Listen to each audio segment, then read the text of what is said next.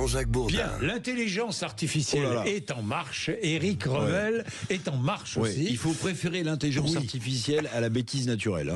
Toujours, toujours. Ça, non, mais ça, on est bien d'accord. Elle a largement partagé la bêtise naturelle. Bon, c'est la semaine donc de l'intelligence artificielle.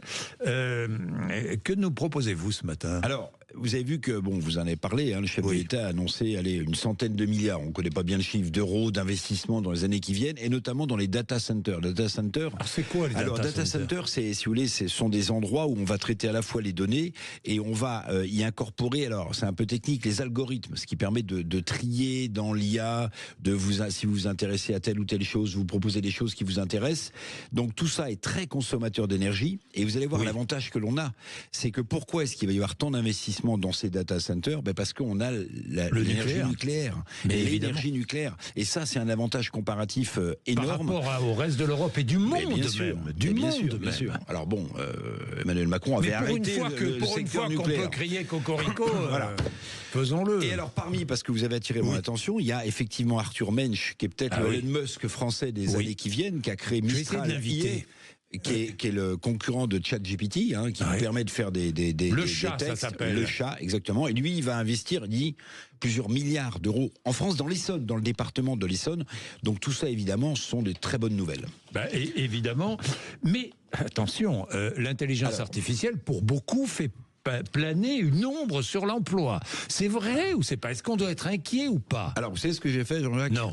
Alors, j'ai demandé à ChatGPT, justement, qui est le concurrent du chat, qui est une application d'intelligence artificielle et qui, sur n'importe quel sujet, vous pond un texte et vous explique ce qu'il faut penser du sujet. Alors j'ai demandé à ChatGPT quels seraient les impacts sur l'emploi d'un développement de l'intelligence artificielle. Alors je vais pas vous lire tout le texte parce que c'est incroyable, mais en quelques secondes, il m'a répondu en gros que 80% des métiers, par exemple aux États-Unis, vont être impactés, mais ce ne sont pas des métiers qui vont disparaître, ce sont des tâches à l'intérieur de ces métiers qui vont être automatisées. C'est pas tout à fait la même chose. Et parmi les professions qui vont être le plus impactées par l'intelligence artificielle, souvent on pense que seuls les emplois manuels seraient menacés par la technologie.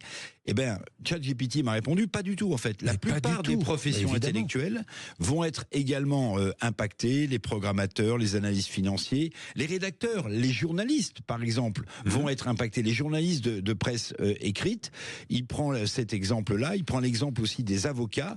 La rédaction d'un article de synthèse, l'analyse d'un contrat va être faite de manière beaucoup plus précise que n'importe quel cerveau humain, n'importe quelle radio qui pourrait être lue par l'intelligence artificielle, une radio décèlera des maladies que même un œil humain n'aurait pas vues.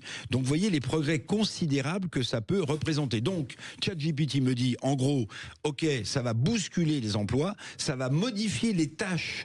Toutes les tâches qui sont automatisables vont l'être. Donc en fait, ça va enlever de la pression et le caractère un peu répétitif de certains métiers, mais ça ne va pas détruire de l'emploi à proprement parler, ça va en créer.